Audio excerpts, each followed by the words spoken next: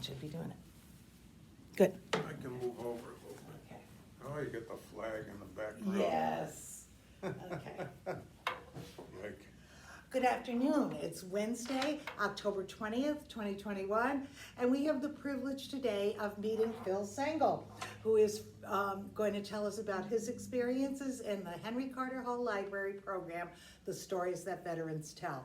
Welcome, Phil. I'm glad you're here today. well, thank you. Okay. Thank you. So your story, where did you grow up?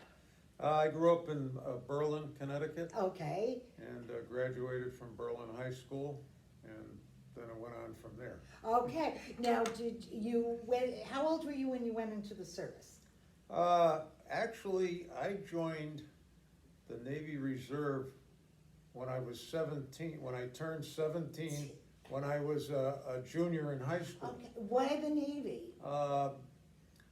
Well, because that's kind of interesting also. When I was a young lad, maybe 10 or something like that, I read a book about the exploits of John Paul Jones, who fought in the American War for Independence, who was a Scotsman, I believe. Okay. And he's considered the father of the American Navy, and he had tremendous exploits. They were very exciting to me, reading them as a relatively young boy.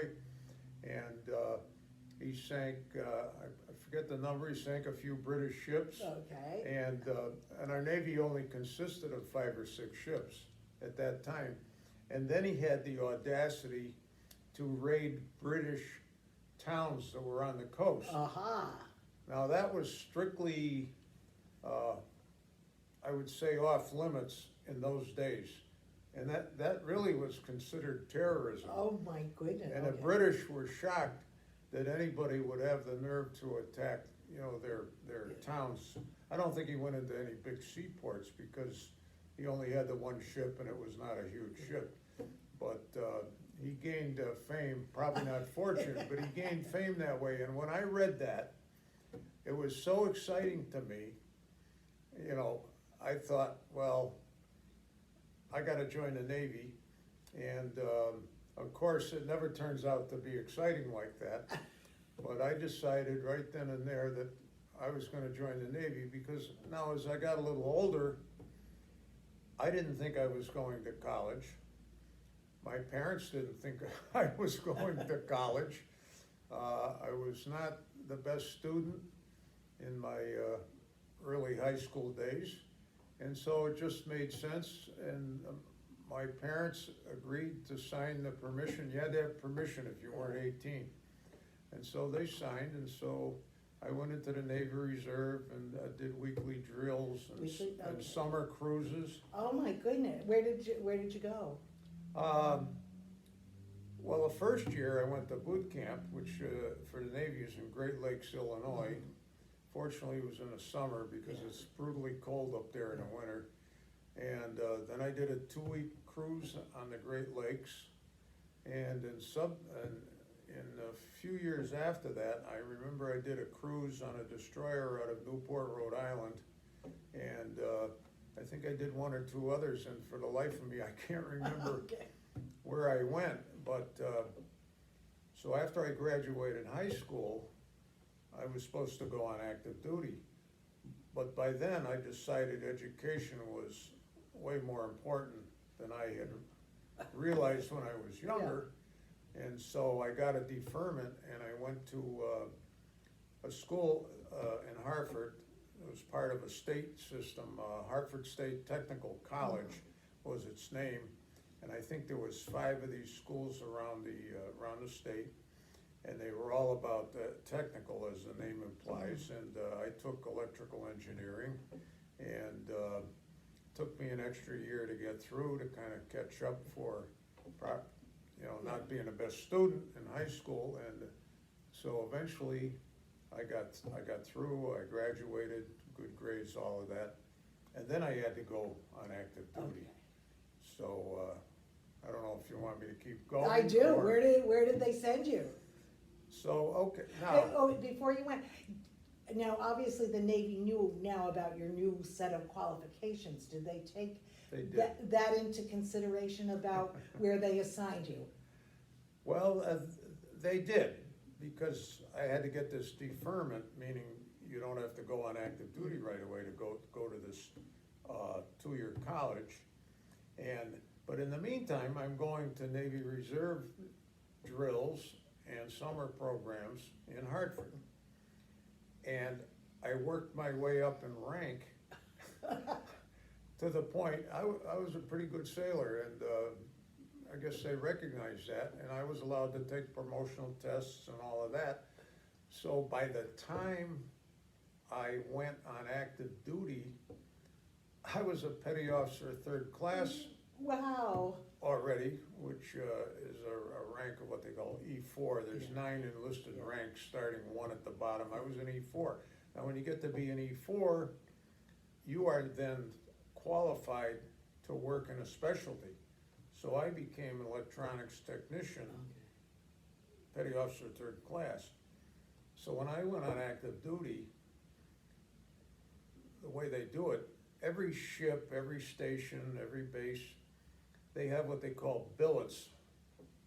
It's like authorized strength, authorized numbers of people in different, same with officers. There's an authorized number of people who work in electronics, who work on radio, who work on ships' propulsion systems, who are in gunnery. There weren't any missiles then, and that sort of thing. And so they look for a match. So they looked apparently for a ship that had an opening for a 3rd class petty officer in the electronics, well, they called it a rate, so electronics technician. So I went down, I was sent down to the Brooklyn Navy Yard, which doesn't exist anymore. And I forget, I was down there maybe 10 days, something like that. And every morning, I think it was every morning, they'd post a list on the bulletin board of people who had been assigned to different ships or bases or whatever. And so finally my name came up, and I see my name, Phil Sengle. I'm assigned to the USS Spiegel Grove, which is, its hull number is LSD 32. It's an amphibious assault ship. We carry Marines, practice landings, could be real at any time. And, well, I didn't know anything about it, but they ordered me to go to Norfolk, which was the home port of the ship. And so I think I took a bus. They didn't fly you back then. You took a bus or a train, and I got down there. And what year was this? This was 1966. Okay. So I graduated from high school. I joined the reserves in 61. In 63, I graduated from high school, did my reserve things. 66, after the 2-year school, which took me 3, I went on active duty. And so in 66, they sent me to the USS Spiegel Grove, sent me down to Norfolk, and for my 2 years. And so I get down there, I report to the base, and so they look it up, and they say, well, the ship's not here. I says, well, what do I do? What do I do now? I said, oh, we're gonna send you to it. So they told me to get myself down to a Marine Corps air station called Cherry Point in North Carolina, and I had orders to go to the ship. And so they flew me to Puerto Rico, because the ship was off the coast of Puerto Rico doing some exercises and practice and so forth. And so the next day, they said, get on that helicopter with your sea bag. A duffel bag in the Navy is called a sea bag. It's the same exact thing, just, you know. So I climbed on the helicopter, and of course it was in the 60s, so it was a piston-powered Sikorsky helicopter, which we're familiar with here, Right. Sikorsky aircraft. And it was it was like being inside a gigantic washing machine. Oh, my goodness. It was the noisiest thing I had ever heard. But they flew me out to the ship. The ship has a landing deck on it, on the stern, and it could only take basically one helicopter at a time. So they landed me, get out, grab my bag. I finally, I find somebody, and they said, okay, you go see this person, you go see that person, they're over here, and that sort of thing. And so somebody came and met me and said, well, your departments on a ship are called divisions. So it's like an organizational department. Yeah, It's a structure. It's a structure, it's part of the organization. So they said, you're an O division. I said, what's that? They said, operations. Okay.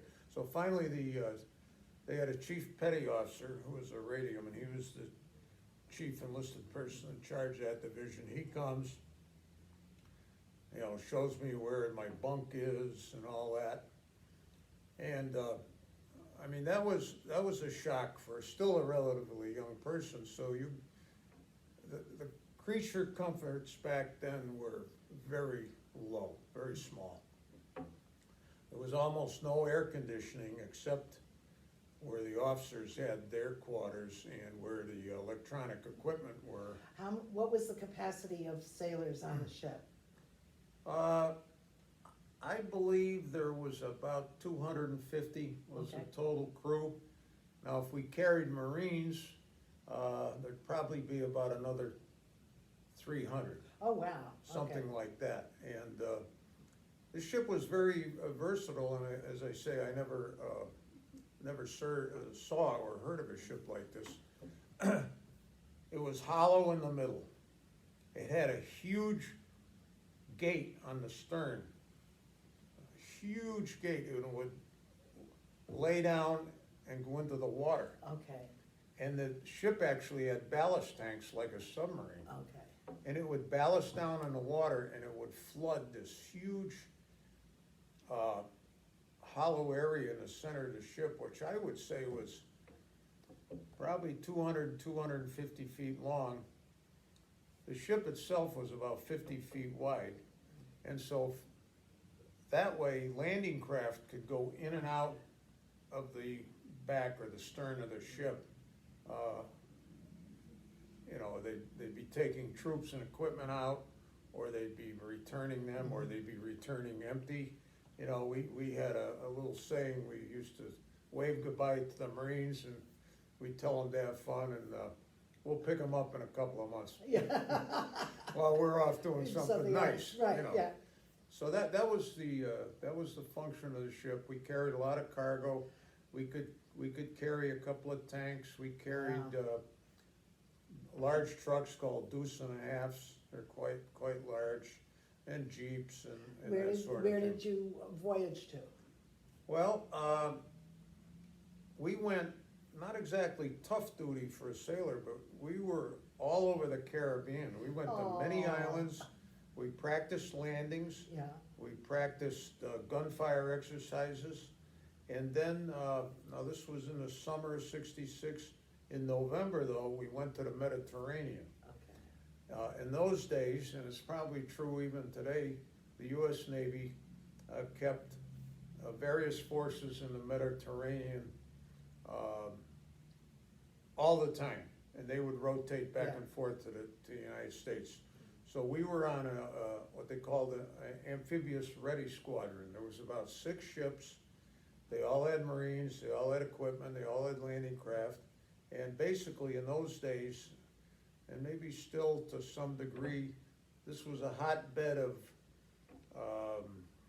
contest between the Soviet Union, now Russia, and the United States, and other NATO countries, which are the European allies of ours.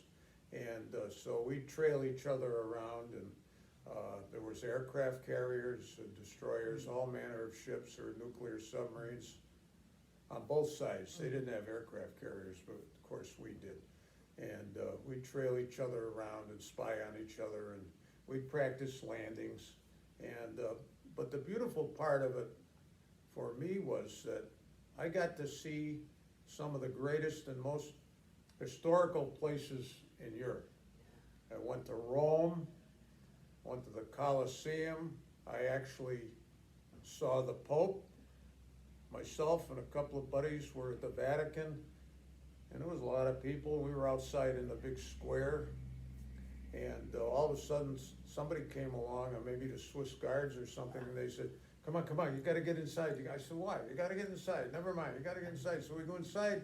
The audience, the Pope gave an audience Oh, my goodness. inside. What's that, St. Peter's Basilica? Yeah. And so that was probably, it was either late '66 or early 1967. But we also went to Athens, Greece. We went to, what's the one that floods all the time? Venice? No. Venice, we Yeah. went to Venice. From Venice, we took a train trip and went to Munich Oh, wonderful. at the time of the harvest and saw the Passion Play Oh, good. at Oberammergau. Yeah, And we did go to beer halls, yeah. and it was interesting because it was only, let's see, it was only 20 years after World War II. So we had to wear uniforms at all times then. It's not like today they can wear civilian clothes. We had to wear uniforms, so we went into this German beer hall in Munich, and it was enormous, absolutely enormous. Big stage in the middle, and all of these Germans, who then were in their mid-40s, came up to us and were showing pictures of themselves in Nazi uniforms. Not many of them spoke English, and we didn't speak any German, but it was all very friendly. They were buying us beer, and we just had a great time. They were so friendly. Of course, by then, it was the West against the East, meaning Soviet Yeah. Union. So the West, Germany had become split after World War II between East and West Germany, so they were West Germans. And we just had a great time. Where else did we go? Went to Barcelona. We went to, Did you go to the Riviera? no, No. they probably didn't trust us. Did you go to Mallorca? No. Okay. We went to Malta though. Okay, We did go to Malta. We went to Cyprus. okay. And as I say, went Venice, went up the coast, various Up places. the Adriatic, yeah. Well, the big submarine base of ours was in Rota, Spain. So we went to Spain, and it was a wonderful time. But the U.S. military, and I'm sure others, they spend a lot of money giving the military personnel things to do, educational things, touristy things, and very cheap, so they're heavily subsidized, so we only paid. Now, you have to understand, in those days, I was probably only making maybe $225 a month, which seemed very adequate because, first of all, we were paid in cash, which nobody does anymore. Paid in cash. Really? So you had a bursar on the ship? And Yep. Yeah. That's what they were called, thank you, yep. Every 2 weeks, we'd get in line and we were paid, and, but, In American dollars or the? Yeah. Okay. Yeah. no, in American dollars. Okay. So we had to, but our food, of course, was provided, and our berthing. I mean, we didn't have to spend any money if we didn't want to. And of course, I might mention that smoking was not frowned on then like it is today. Thankfully, a lot of people have quit smoking. It's rare I see anybody smoking anymore, thank God. But back then, so the military would provide cigarettes to their troops and their sailors at 10 cents a pack. Wow. Now today they're, I don't know, $6, $7, $8, I think. 10 cents a pack, because there was no tax on them, plus they were dirt cheap anyway. And even if you didn't smoke, you'd take your ration of cigarettes because they could be traded on shore for various things. They had a lot of value to people in those European countries, and so you could trade them for lots of things. So, but there was a lot of boring time, I would have to admit. It wasn't the exciting time I thought it was when I was much younger. However, it was an experience I would not trade for anything. It was a great experience. There were sailors on that ship that I still talk to today. Oh, great. It's wonderful. Now, as a matter of fact, we're filming this on a Wednesday, and this Friday I'm driving down to Philadelphia. We're still having reunions of that ship. Oh, that's wonderful. And so they're having a reunion in Philadelphia, so I'm driving down. I'm gonna stay over a couple of nights, and they do tours. Wherever the reunion is, Yeah. they do tours, and they have a banquet, they have a business meeting and so forth. So I'm going down for a small part of that, and driving home late Saturday night if I can stay awake, because I got a wedding to go to on Sunday. Oh my God, you have a busy time of it. I'll That's probably great. be Yeah. probably be exhausted. And then after 2 years, I think we did another Caribbean cruise. We'd often take food and medicine and things like that, and we would stop at foreign ports and donate them to the local country to help them out. The one interesting thing we did go to, when I first got on the ship, they sent us back to, let's see, I wanna say it was Moorhead City, South Carolina, and we picked up Army soldiers, and we took them to the Dominican Republic, because back then, President Johnson, there was a big revolt in the Dominican Republic, and President Johnson sent 10,000 troops to the Dominican Republic to suppress the uprising. And I don't know the politics of it or what happened or why, and we dropped them off, and then some months later, we went back and picked up our shipload. There was a lot of ships Yeah, involved in it. It's yeah. 10,000 people plus Yeah. equipment. It's, there could have been Yeah. dozens of ships. And then we picked them up and brought them home. That was maybe a little more exciting. The other thing I recall that happened is the island of Vieques, which is part of Puerto Rico, was used for years for bombing practice and gunnery practice. And then one time, we were ordered to pick up a miniature submarine that had very deep dive capability, and we were sent down in the vicinity of this island of Vieques, and we were searching the bottom, searching. We're all debating, they must have lost something very important that they want to recover so that the Russians don't get it, or worse yet, maybe it's a bomb that explodes. So finally came out through what you call a grapevine that one of the planes accidentally lost a nuclear bomb. Oh my goodness. And so we were part of a whole squadron of ships that searched, and we had, now they call them Navy SEALs. In those days, they were called underwater demolition teams. Before that, World War II, they were called frogmen. But we searched, but we never were told whether they found it. But I need to back up. There was another lost nuclear bomb in the Mediterranean, and the B-52 that carried several bombs crashed in Spain, and it was a huge international incident. And of course, we spread radiation all over that southern part of Spain.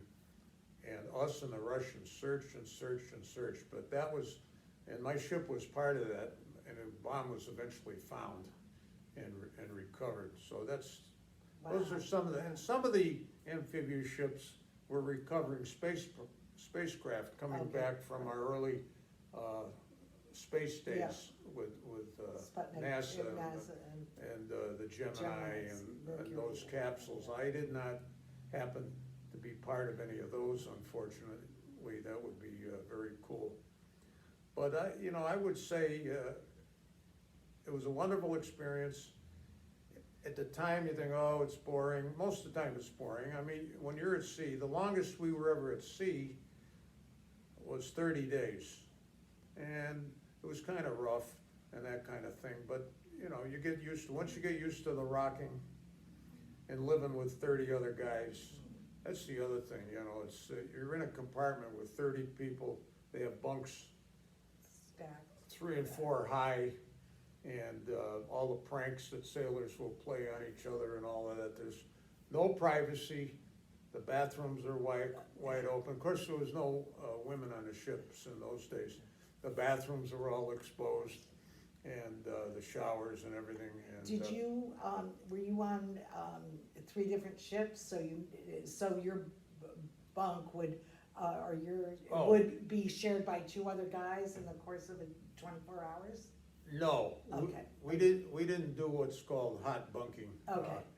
We had a bunk, nothing fancy, but we had a bunk and it was ours. Okay, But then they were all held up by ropes, a rope that was looped around this metal frame through a canvas that the mattress sat on. And then occasionally what somebody would do, they'd cut every 3rd rope. And then when you jumped in it, if it didn't happen immediately, it would happen eventually during the night. The whole thing would crash down on the person below you, who would give you an earful of profanity. how dare you do But that? Can you tell me about one of your commanders that stands out in your mind? Well, let's see. We had a young, this is probably not stand out in a good way, but That's okay. we had a young ensign, which is the lowest officer rank in the Navy. And he was barely older than me, because I was a little older than most of the sailors. He was probably a little older, maybe 3 years older. And he happened to live in Philadelphia, where I'm going this weekend. But anyway, Ensign OBrien was his name. And he interacted with us more as equals than he was an officer and we were enlisted men. And so we'd shoot the bull and those kinds of things. So anyway, we were in Little Creek, Virginia, which is actually that's where the amphibious Navy base is, just south of Norfolk. So he goes home for the weekend. And he comes back on a Monday and his hand is all bandaged up. Mr. O'Brien, what happened to you? He said, I shot myself. Oh my God. He went target practicing with somebody and he shot himself in the hand. And of course, that goes around the ship like wildfire, and everybody's making fun of him and, jabbing him and that kind of thing. No, the other person that stood out to me, he was not an officer, but he was a chief petty officer, which is the highest enlisted rank.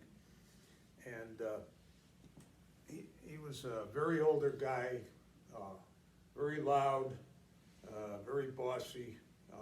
He was in charge, and he let you know it. And being a bosun's mate, they're in charge of the decking, the boats we had 2 big 50-ton cranes. He was in charge of basically everything on the deck where it can be lowered into the water. The well deck where the boats come in, the painting of the ship, all kinds of things like that. So anyway, but he didn't like people like me who was in electronics because he considered it a very easy and not worthy job to have. It was not hard work like being what's called a bosun's mate. And so he would give us an absolute hard time any time that he could. And so anyway, one time we decided, we had a shop that was for the electronics repair, and one day we decided we were gonna paint it. And I'll loop the chief into this in a second. So we decided we were gonna paint it. Now, in the Navy, like I'm sure all the other military services, certain things are only allowed to be painted certain colors. The deck deck of a ship is like you might guess, called deck gray. Yeah. Most everything else on a ship is also painted a lighter gray. It's called haze gray. Certain piping is painted white. Certain piping is yellow. Certain piping is red. I think like if you had a fuel line, which the ships, of course, have fuel lines, they're painted red and that sort of thing. Well, we weren't too much interested in what the regulation was, so we mixed up some paint and painted the whole inside. And we figured nobody would see it because we had confidential documents in there. We could keep our door locked. Okay. We were on a main passageway, but we could keep our door locked. Well, one day we opened the door, somebody was coming or going at the wrong time, and here comes this chief bosun's mate, the older gruff guy I mentioned, who was strictly, everything had to be by Navy regs. He saw what we had done, and he started screaming, and he's calling people to come and look what these idiots did. They painted this Robin's blue, you guys are in trouble, and he went on and on and on, and then he finally left. That was the last we heard of him.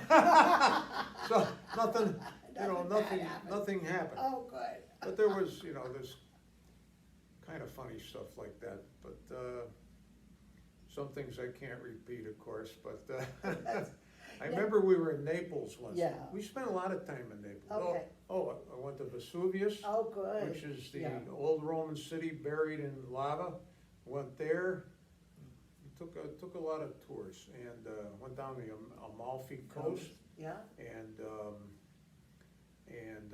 So we were in Naples, and in Naples they do what you call Medmoor, and you'd back the stern of the ship up to a long pier, and you'd tie the back up, and the front would go straight out from the pier, and you'd drop an anchor, and that's how you held the ship with the stern against the pier. And what would happen is local Italians would come out in their little boats and try to sell us stuff. They had all kinds of things. They had beer, I think. They had sodas. They had food. All kinds of things. So this one guy, and he called us. This one guy, he called us all we were all Joe to him. Okay, yeah. In a thick Italian accent. So I'm not particularly happy that this happened, but at least I didn't do it. He came up one day, and one of the other sailors who often got himself in trouble, he decided he would pull a stunt. And so when this Italian got close to the ship, he took a big chunk of steel that he got somewhere, and he put it up on the railing, and now the Italian sees him. He said, "No, Joe, no." So then he pushes it off, went through the bottom of his boat, and it sank. And the guy swam away, swearing at us, which we deserved. It was just one of these crazy things. So you never know what's going to happen. One time when we were in Malta, we had a beach party. We did that every once in a while. So they would take, again, there was multiple ships involved. So there's a beautiful beach in Malta. So we loaded up the landing craft. We went in, and they brought in, we played softball. They had volleyball nets. They brought in grills, all the food. Oh, nice. They brought in beer. Back then, they would only give us what's called 3.2 beer, which is quite a low alcohol content. So you almost couldn't get drunk on it. Yeah. And so we had a great time. But by the time it was time to go back to the ship, a storm came in. And so they started to send the landing craft back with people, and the one I got on came up to the gangway. Now the ships are so big. I should mention the ship I was on, which is still pretty big. It was 510 feet long. Wow. It was 50 feet wide, thereabouts. I think it was 12,500 tons, which actually is not very heavy for a ship of that size because we had this huge hollow area. Right. And the hollow area actually had a wooden deck, so the landing craft would not be banging on steel. Okay, So it's just like, like a pier, it was like wooden decking, yeah. yeah. And now by the time it was time to go back, a storm had come in, it was pretty windy, and the ocean had kicked up quite a bit. Now, these ships are huge, so they don't appear to be moving. They're all at anchor, but they don't appear to be moving. But as we got closer, we could see that we were going 6 or 8 feet this way. So when we got to they lower a gangway over the side. It's a ladder, it's about 30 feet to the main deck of the ship, so it's a ladder, goes, a stairway, more like a stairway. And then it went down to a platform, which is maybe 6, 8 feet square, which is only about 3 feet off the water. And then the idea is the landing craft pulls up to this platform and you jump on it. Yeah. You jump onto the platform and then you go up the stairs, you're home free. Well, first thing that happened, we crashed into the gangway and damaged it. So they said, no, nobody can do this anymore, it's too rough, too dangerous. So they said, we're gonna throw cargo nets over the side. And you're gonna scurry up them? Cargo net is like a big webbing Yeah. of pretty thick rope, you know, probably 3/4 inch line as they call it. And so the idea is, so now the ship is pretty much stationary, but the landing craft, we're going like this, probably as much as 8 feet Ooh. swing. Now the trick is, number one, you gotta be in shape to do this. Yeah. Gotta have good upper body strength. You gotta have good upper body strength. It's very dangerous. Now, this is how they used to disembark Marines for landings, like in World War II Yeah. and even Korea. They had to climb down these rope ladders, which I don't think they do that anymore. And so the idea was, when the landing craft got to the top of its swing, you had to grab on for all you're worth and start climbing before the boat came back up and hit your legs. Whoa. And so a lot of us made it, but some didn't have the strength, they couldn't do it, and we had now back then, I would say physical fitness was not a big thing in the Navy. After I got out of boot camp, I don't remember ever having to do any exercises or calisthenics or running or even marching. And it's all different today, Yeah. thankfully in that Yeah. regard. And so, you know, a lot of the people, they're not as overweight as the population is today, but still, there was a fair number of overweight people. And we had a chief hospital corpsman. So a corpsman in the Navy is, you know, he's a medic, he's a nurse. And, but now he had to weigh at least 350 pounds. So he couldn't, there's no way. Yeah. And so some of them actually slept on the beach overnight Right. without probably Yeah. blankets and all Oh. that stuff.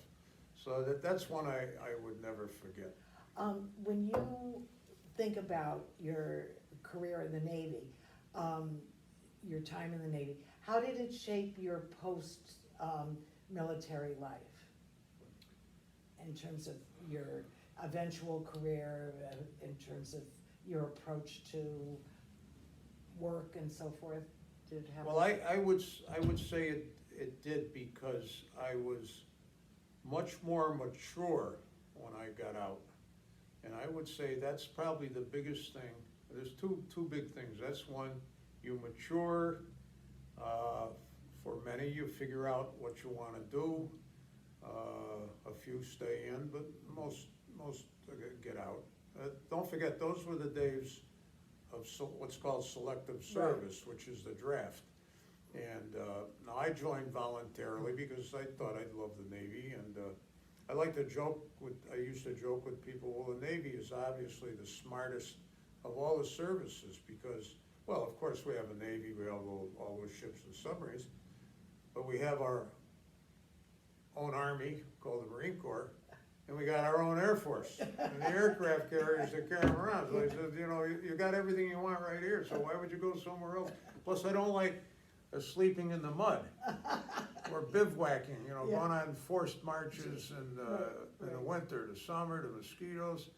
And so, you get 3 squares a day in the Navy, so I was in pretty good shape because I played football in high school, but, I still thought, I'm not sure I wanna do all that other rough and tough stuff. It's not for everybody. Right. Nothing's for everybody. Right. And so I think it matured me a lot, and it gave me time to consider the future, and, so I went from, I doubt if I'll ever go to college, and looking back on my family, I had a big extended family, but only one uncle went to college, and 2 of my cousins went to college. But then, when I got out, I went to the 2-year school I mentioned, but when I got out, I went to a 4-year school. And so, when I got out, by then I was engaged, so as soon as I got out, my wife, well, it wasn't my wife yet, but I married my wife, or to become my wife, and I got into Lafayette College in Easton, Pennsylvania, because I had very good grades at school in Hartford. And so off to college I went with my wife, and within a year we had a son. And so now your focus goes from being a kid with very little responsibilities, certainly no family of your own, and my thoughts were, I have to support my family. I gotta make money. And so I got serious. Over time, seems like it was in a hurry, but I got very serious and very motivated. And so when I went on to college, I did very well. I got a degree in electrical engineering from Lafayette College, and I got a wonderful job in what was called the Bell system at the time. I got my first job was for Bell Laboratories, which was renowned for decades as the world's best industrial research laboratory in the world. Invented things like the transistor, all kinds of things. And it was a wonderful place to work. Eventually I went to the phone company up here to get back closer to family, and on I went. But I stayed with AT&T and all its companies till I retired. And and the thing was, I used to tell people that I'm not the smartest person in school or in college, but I was the most motivated and I worked the hardest. And so I outworked any of my classmates. And it got to the point where they're coming to me to help them with their classwork, which I didn't, well, I did it some, but I wasn't kind of thrilled about it, because I thought, well, if they worked like me, they wouldn't be coming to me, so I think, a maturity, and if you need help figuring out what you want to do, this will give you some other experiences to help you with that decision. And then I think you should be, if you're not already, when you're done, you should be motivated, because now you realize your life's in front of you. You may have a family or soon have a family, and you want to live like you've seen other successful people live. You don't start at the top. You see some relative has a big nice house and a swimming pool, and you go, boy, I want to have that someday. Well, the way you get that someday, you're not going to win the lottery, so the way you get that someday is you work hard, you get a good education, you get a good career, or there's a million careers, and you do it that way, and you be a credit to your family and yourself, and hopefully you'll have a very satisfying and happy life. Now, I will say, getting back to the Navy, when I got off active duty, I still had 2 years of reserve time to do, so I went back to going to monthly meetings and summer cruises and all, but eventually, after 8.5 years, normal commitment was 6 years, but because I had a deferment to go to school, ended up being like 8.5 years, and then I eventually got my honorable discharge. And the other thing I tell people, especially I presented a certificate at the Morgan Senior Awards Night this past spring, and I told the 2 young men who are going into the service that the one thing that they will always be and always have is that they will be veterans and nobody can ever take that away from you. And when I was younger, I didn't appreciate that, I didn't think a lot about it. Yes, okay, I'm a veteran, but in later years, the country seemed to value us more and more, which is a wonderful thing. But, you know, it's just something you have, as I say, it's something to be proud of. You don't brag about it, but it's something to be proud of, and you'll be recognized from time to time. And as I say, nobody can take it away from you. You know, things you achieve in life, they usually can't be taken away from you, and that's one. But when you're younger, you don't appreciate, you don't think of that aspect of it. But anyway, but years ago, it was more expected, particularly for young men, to go in the military. I mean, there was a draft and all that, but a lot of people just, I mean, World War II, I mean, young men were beaten out down the door to join. People were getting away with joining when they were 15 and 16. They didn't do much research back then. So, you know, times always change, but I think it's a great thing. The other thing I didn't consider, you know, was the Submarine Service. It's right here in Groton. You talk about high tech. The Submarine Service is a wonderful place if that's the kind of thing that you think you would like and you think you could tolerate being underwater for a while, and all of that, but technical training, they treat them like royalty, and they should, because it's a very hard job, and in wartime it's extremely dangerous and all of that, but that's something I never considered. So, Phil, I have a question for you. You've been noted for your time in Clinton for your community service. Do you think being a veteran propelled that in any way? You're wanting to be of service to the community? Well, I suppose it's possible, but only subconsciously, I think. I don't know, it's just, I can remember when I was 16 going, as I say, I grew up in Berlin. I remember starting to go to some Berlin town meetings. They would have town meetings back then like Clinton had here, until, well, we still have one technically, but town meetings was the way most New England towns ran their government. I can remember going, and I got very interested, and then I met our local state representative who lived in town, and he took me to Hartford one time, and I just got, you know, I got interested in politics and government. I never worked for government.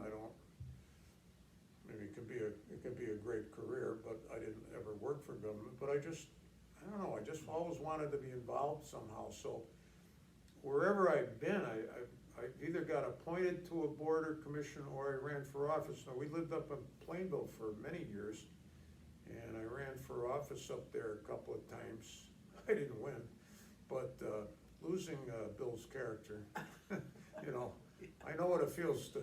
I think I've run 9 times in my life. I've only won 3 times, so I know what losing's about.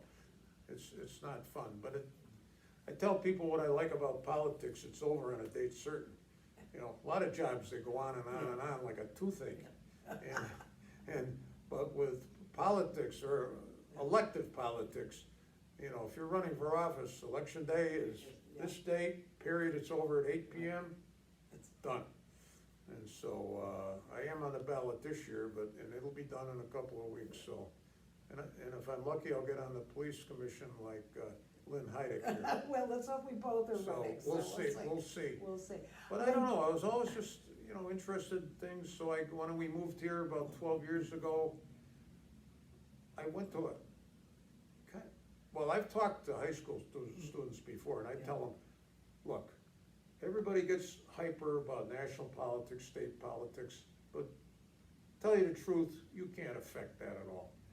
But you can affect your town.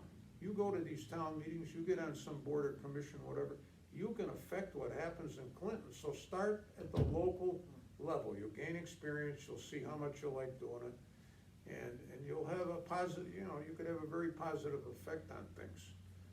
I remember when I moved here, I was chairman of a political body up in Plainville and all of that. When I came here after about a year, I said, I gotta get involved in something. So I found out when there was a meeting at Town Hall, And I go down there, it's in the green room, I remember that. And I don't think I knew what kind of meeting it was. In hindsight, I think it was the Board of Selectmen meeting, but Willie Fritz probably was in his first term as first selectman. So I go down there, so when the meeting's over, I walk up, they're all sitting at a table, and I walk up to the table and I introduce myself. And I say, I moved to town recently and I'm volunteering, I'd like to get involved in something. And I had my name and phone number on a piece of paper, which I handed to, I think it must have been Willie Fritz. And they all looked at me stunned.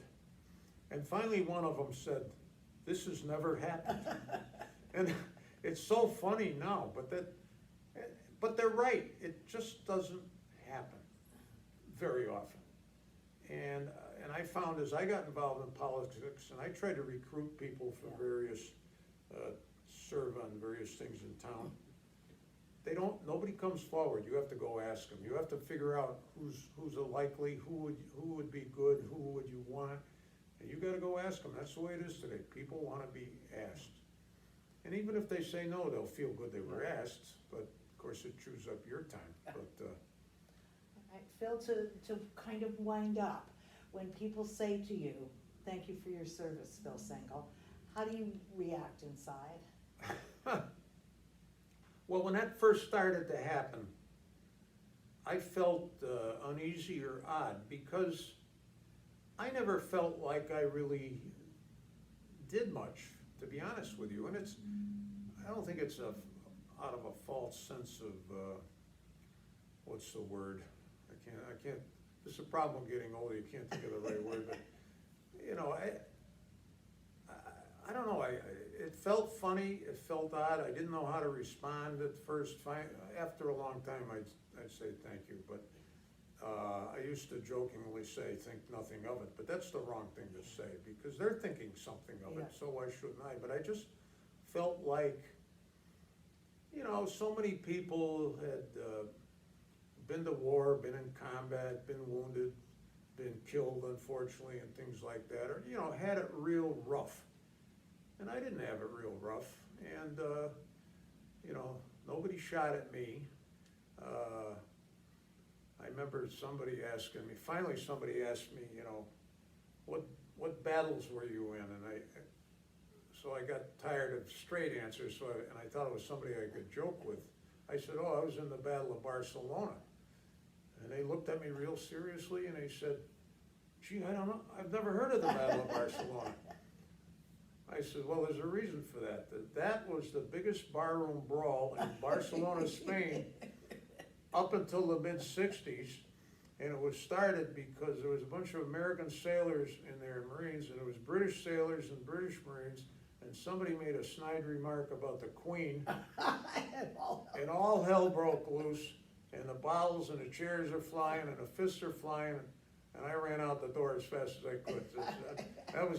That's how brave I was. I ran out the door. I wasn't gonna go to jail. But, I don't know. I suppose deep down I still feel a little uncomfortable, and somebody finally said to me, it doesn't matter. You volunteered to serve. The government sent you where they felt they needed you, but you volunteered. You could have gone anywhere. You could have gone to Vietnam. It was during the Vietnam War. You could have gone to Vietnam, you could have gone here, you could have gone there, something could have happened to you. You're fortunate. I said, you're darn right I'm fortunate. I had a wonderful time, met a lot of people who I'm gonna see Good, yeah. Friday. And now, we didn't all serve together because it's rare that, there's so many years. That ship went into what they call commission in 1955. And it was taken out of commission in 1989. Wow, that was. So now there's no more new sailors since '89 that served on it. Okay. And now we're all quite old, actually. And, there'll probably only be another 1 or 2 reunions, and, that'll be the end of it. Although one of the guys I see there, I did serve with him for about 6 months. Good. And he actually was a senior to me, petty officer in electronics. He ran the electronics shop. But I do remember coming back from, took the family to Disney World. So we're driving back, we're approaching Virginia, and it was a Sunday. This was many years ago, this was probably in the 70s, early 80s. And so I said, you know, we're gonna go right through Norfolk, and it's Sunday, and I know every Sunday back then, one of the ships in each of the bases would be an open house ship. Oh, And anybody, and they'd post a big sign, and anybody that wanted to go could just drive on the base, probably show them your driver's license, go on the base, bring your kids, whatever, and you get a tour of the ship. So I says, we got time, let's stop, maybe my ship's in there. So we did that. Now, my ship wasn't there, but one of its sister ships was there, and they're all, like, the ships of a particular class, they're all virtually identical. okay. Yeah. So we went on it, and we toured the whole thing, and it was fun, especially for me.